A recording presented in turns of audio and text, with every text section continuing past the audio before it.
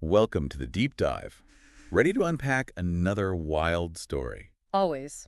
Hit me with it. Okay, so today we're diving into Elizabeth Holmes, founder of Theranos. Ah, Theranos, the blood testing company. Exactly.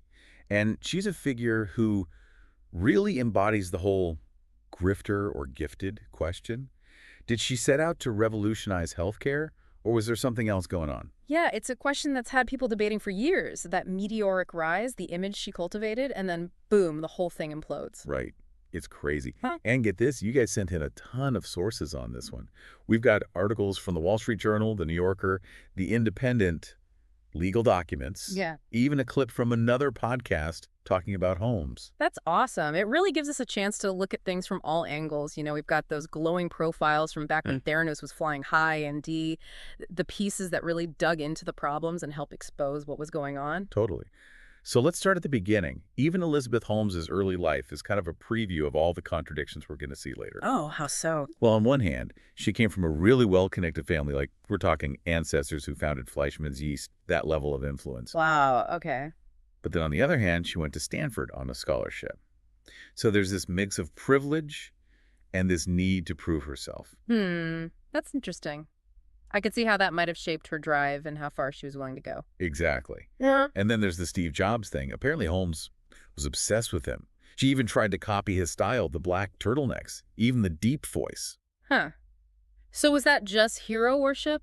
Or was it more calculated, like she was trying to build this tech visionary persona for herself? Right. It's hard to say for sure, but it's definitely a part of the story. And that whole idea of crafting an image really ramps up when Theranos comes into the picture. Right, with the whole blood testing thing. Yeah. Holmes's big idea was to completely revolutionize blood testing.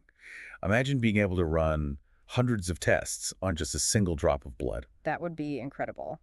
I can see why people were excited about it. Who wouldn't want faster, easier healthcare? Absolutely. And it sounded almost too good to be true. Which, spoiler alert, it was. But here's where it gets really wild. Holmes drops out of Stanford at 19 to focus on Theranos full-time. One of the podcasts you guys sent in even suggests she really believed she was going to change the world with this. Wow, that's some serious conviction. Right. But again, it goes back to that question. Was it real, or was it part of the story she was building? The whole dropout genius narrative that Silicon Valley loves. Right, right. It's tough to know what was going on in her head. But whatever it was, for a while it seemed like the whole world was buying it. Oh, for sure. Theranos was valued at billions of dollars. They had partnerships with huge companies like Walgreens. And Holmes herself, she's on magazine covers, being called the world's youngest self-made female billionaire. It's a classic Silicon Valley success story, Yeah. at least until it wasn't. Yeah. And that's where things take a dark turn, because remember that Wall Street Journal investigation we talked about? The one that blew the lid off the whole thing? Exactly. That's when the truth starts coming out. Huh. Turns out, Theranos' technology wasn't nearly what Holmes had claimed. It was riddled with flaws, and even worse, it was putting patients at risk. Yeah, that's where it all started to unravel. That investigation really punctured the carefully constructed image Theranos had built. Totally. It's like pulling a thread on a sweater. The whole thing just starts falling apart. And then all those questions about Holmes's role in it all come rushing in. How much did she know? Was she intentionally misleading people? Exactly. Which, by the way, there's this one detail from the sources that I found super fascinating. Have you heard about Elizabeth Holmes's voice? Her voice. Yeah. Apparently, that deep voice she was known for might have been fake. It really? Yeah. There were reports that she was putting it on, like it was this calculated choice. And I mean, it makes you think, right? Especially in Silicon Valley, which is still such a male-dominated world. Maybe she felt like she needed to project a certain kind of authority. That's really interesting. It kind of adds another layer to this whole idea of image manipulation. Like, how much of what we saw was the real Elizabeth Holmes? Exactly. And it makes you wonder, how much do we all do that? Right. Putting on different voices, depending on the situation? Where's the line between being authentic and just performing? It's a great question, and it's one we'll keep exploring as we dive deeper into the Theranos story. So we've talked about Elizabeth Holmes and her vision for Theranos, but I think it's important to zoom out a little and think about the bigger picture here. Totally. This story goes way beyond just one company or one person. Right. Like, think about all the people who got caught up in this whole thing. Investors, business partners, even people in government. How did so many smart, experienced people fall for it? Well, Theranos was really good at playing the Silicon Valley game, you know? They were masters of hype and secrecy. Mhm. It created this aura of you're not in the know that made people want to be a part of it even more. So it was like FOMO, but on a massive scale. Kinda, yeah. And it seems like a lot of people just suspended their usual caution, you know? They were so eager to get in on the next big thing that they didn't ask the tough questions they normally would. That's crazy. And speaking of consequences, what about the impact on the actual medical field? Remember, Theranos claimed they were going to revolutionize blood testing. Yeah, and that's where it gets really complicated, because on the one hand, it definitely forced the industry to take a hard look at itself. After the Theranos scandal, there was way more scrutiny on startups and a renewed focus on real scientific rigor. So, in a way, it forced them to clean up their act. Yeah, I think you could say that. It was like a giant wake-up call about the dangers of hype and the need for transparency and accountability. But did it also scare off legitimate innovation? Like, if investors got spooked, would they be less likely to fund companies doing real groundbreaking work? That's the tough part, right? It's like a double-edged sword. On one hand, you want investors to be cautious and do their due diligence, but on the other, you don't want to stifle genuine progress. It's about finding that balance, I guess. But here's where it gets really interesting. While all this drama with Theranos was going down, legitimate scientists were making real breakthroughs in the same area. Oh, yeah. Like what? Well, our sources talk about this research at Queen Mary University of London, where scientists were developing blood tests that could detect all sorts of diseases years before symptoms even showed up. No way. That's incredible. It is. And the best part? It's all grounded in solid science, not smoke and mirrors. This research was published in Nature Medicine. They used a huge database to find patterns in people's blood that could predict their risk of getting sick. That's what Theranos should have been doing. Exactly. It's like the tortoise and the hare, but for medical innovation. Slow and steady, backed by real data, wins the race. That's a great analogy, and it highlights something really important that we can learn from all this. Don't get swept up in a good story. Demand evidence. Be critical. So as we wrap up this part of the deep dive, what are the big takeaways you want our listeners to remember about the impact of this whole Theranos thing? Okay, so first it shows how a system that values speed and disruption above everything else can be vulnerable to this kind of thing. Yeah, it's easy to get caught up in the excitement and forget to ask those hard questions. Right. And second, this case shows just how important whistleblowers are. Those former employees who spoke out, even though it was risky, they're the reason this whole thing came to light. It takes real courage to do something like that. For sure. And last but not least, the Theranos story is a reminder that we all need to be careful about what we believe. Especially these days with so much information and misinformation flying around, we can't just take things at face value. Especially when they seem too good to be true. Exactly. All right, so we've uncovered a lot about Elizabeth Holmes and Theranos, but there's one more piece of the puzzle we need to look at: the legal fallout. Yeah, this is where the rubber really meets the road. The Theranos case wasn't just about one company or one person. It had huge implications for corporate accountability, especially in Silicon Valley. Right. And it all happened so fast once the Wall Street Journal started publishing those investigations.